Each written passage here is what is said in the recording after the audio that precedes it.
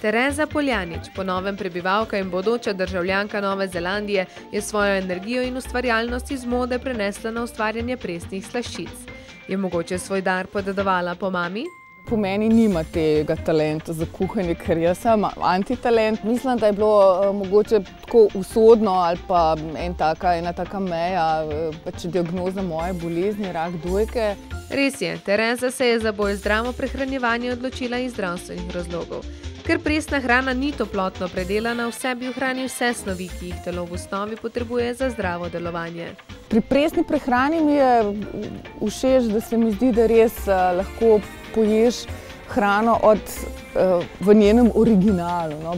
Tereza na svojem blogu redno objavlja novo nastale recepte, navodila in slike neverjetnih presnih slaščic. O njihovi koristnosti pa pravi. Dobra je glih zaradi tega slana in sladka, ker je živa hrana in ima v sebi energijo in žive encime in vitamine. Svojo knjigo receptov pridno polni. Najbolj pa je pri srcu njena čokoladna torta s kikirikijevim maslom in banano. Te trije okusi grejo najbolj skupaj, tako da bi če delate prvič presno torto, bi to najbolj priporočala, da sprobate. Gledalcem svetuje, naj hrano poskusijo.